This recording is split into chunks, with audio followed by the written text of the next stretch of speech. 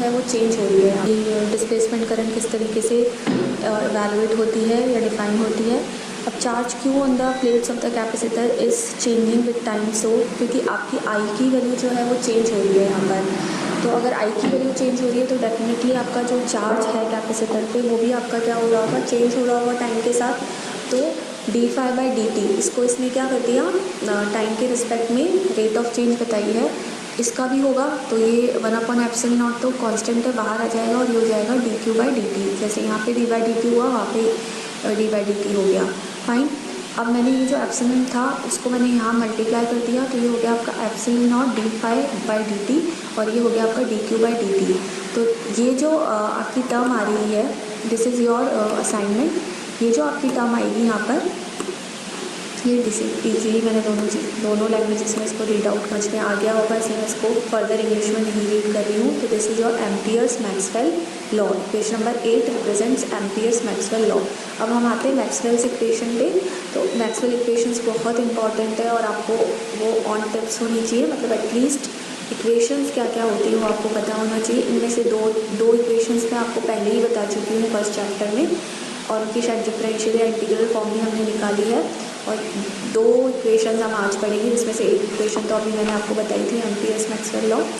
तो 1862 में Maxwell represented 4 fundamental laws of electric and magnetic field. 1862 में मैक्सवेल ने क्या करा था, 4 लॉज दिए थे किसके लिए, इलेक्ट्रिक और मैग्नेटिक फील्ड के लिए। पहला जो लॉ था वो था आपका Gauss law for electric field, ठीक है। फिर Gauss law magnetic field, Gauss law electric field के लिए भी दिया गया और गॉस लॉ मैग्नेटिक फील्ड के लिए भी दिया गया। थर्ड था Faraday law of electromagnetic induction, ये भी आप लोगों ने बहुत छोटी क्लासेस में आपने पढ़ लिया होगा, आई थिंक 10th में भी। तो Faraday law of electromagnetic induction और Ampere's law of circuital current, जो अभी मैंने आपको बताया था in form of integral and differential equations. ये सारा हम इंटीग्रल और डिफरेंशियल फॉर्म में निकालेंगे और यही इक्वेशंस आपकी क्या कहलाती है, मैक्सवेल इक्वेशंस आपकी कहलाती हैं। हिंदी में हम इसे कहते हैं कि 4 जो लॉ तो था, this equation can be obtain from Gauss law for electric field. हम ये इक्वेशन गॉस लॉ जो हमने निकाला था, गाउस का जो नियम था आपका इलेक्ट्रिक फील्ड के लिए, विद्युत क्षेत्र के लिए, उससे हमने मैक्सवेल की फर्स्ट इक्वेशन निकाली थी।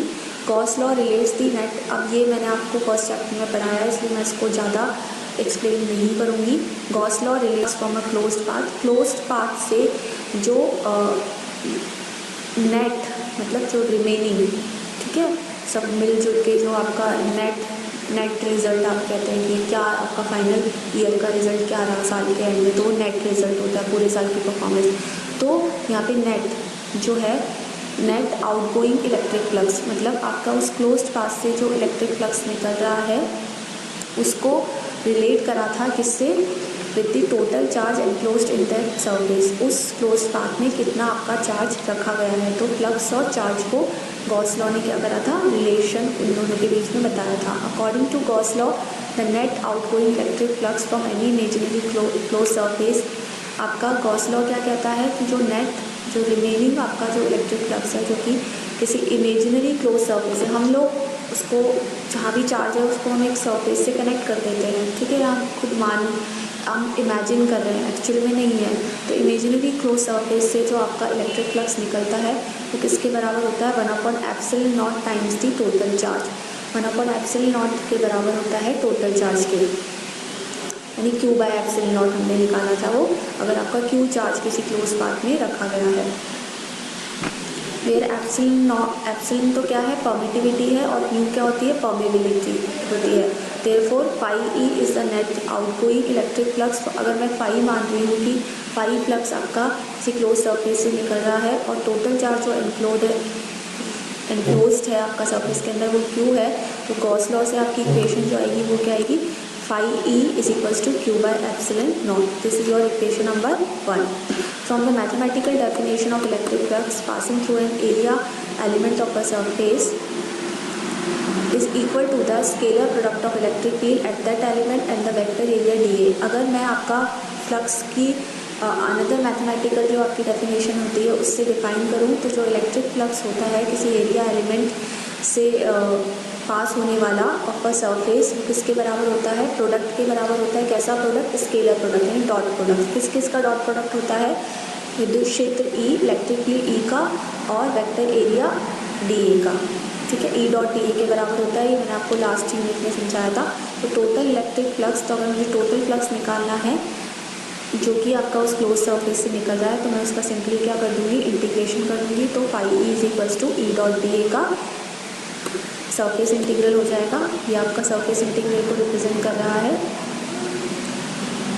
Here integration sign represents the integration for the whole area of the closed surface.